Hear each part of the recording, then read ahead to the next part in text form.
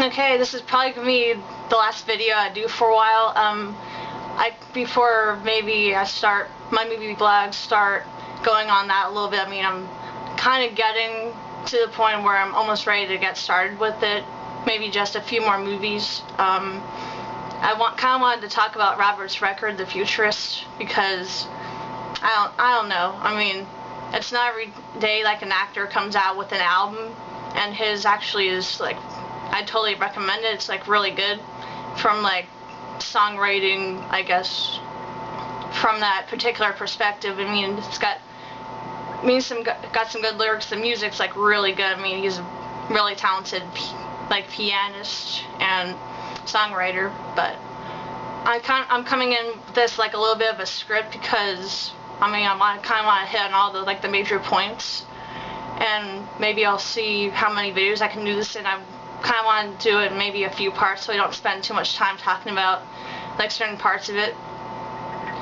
And I kind of started with Prince, like kind of getting to know the singer-songwriter types, like looking at music not just as what it is, but also these are like experiences that like a lot of people like they write about, and they talk about them in a different form, like, and kind of like shows from a few different ways, like how I don't know how their experiences kind of like affected them and stuff. And yeah, I kind of had to have this album. I mean, it was a given anyway. I went through Amazon.com, and yeah, maybe it got lost in the mail a little bit because I don't know. It's kind of hard to explain with like the different addresses like this place has because it's like in a private community and stuff. But yeah, I got it like pretty much early on in this, just so it'd be like one less thing I need to worry about. And I would say if I were to describe it, it's kind of like a mix of jazz, it's a mix of blues, like there's a little bit of pop in here, but it's mostly like soulful, like that sort of thing, with like maybe a little touch of like inspirational stuff thrown in here and there. Yeah, I think with the first track, like the first time I heard it, he performed it on the Jonathan Ross show, which he was there in 2005, I think, just to promote this record. And he performed it live like towards the end of the interview that he had, and I totally recommend it. If you want to like hear a man like me, I would recommend like seeing this performance. If not, like hear like the record version. It's also like really good. But there was like something about the performance that I found it was like, it's a little bit different than seeing him act here. It's like I don't know like what exactly separates it, but it felt like a little more personal, I guess you could say. It felt a little, there was like this sincerity, this humbleness that like came out of it that you really don't see with these actors and stuff. And with him, that's like also, that's kind of like one of his finer qualities. Like it's some of the characters he plays, like they're very like kind of arrogant and self-absorbed in a way, but with him, he's kind of like, and at the end of the day, he's kind of a simple guy. But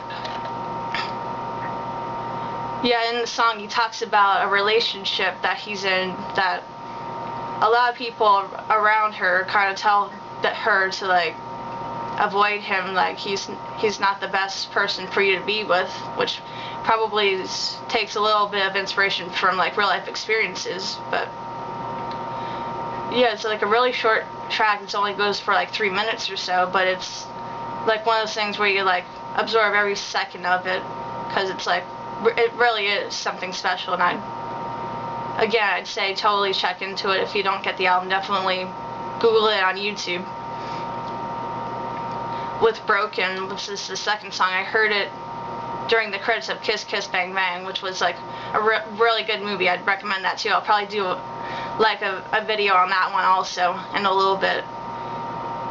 And the essence of it is that he's saying to whoever he's addressing, he says, you fell in love with a broken heart. And he talks about, stumbling through life, not really knowing which way things were going to go. And now he's kind of starting to get things together a bit. But yeah, that was another that was also really good. And it's a little bit different with this one. Like the drums make it feel like they're like kind of like African drums, I guess you could say. That kind of like, I guess, gives like a different tone to it. And if I don't know, he performed this live a couple of times, but I would stick with like the recorded version personally. I think I kind of like the backup vocals he has, like on the record, like quite a bit better than what he has like with the band he performed with in the different appearances. And I like with like going into the chorus, I think he has somebody else like singing along with him, and Michelle Monaghan kind of comes to mind, like just the face, because that was his love interest in Kiss Kiss Bang Bang, and they had like a pretty interesting chemistry. But yeah, that was a pretty good backup vocal also. Let me check the time here. I guess I'll stop the video for this video right here. In the next one, I'll go into the next couple of tracks and we'll see how it goes from here.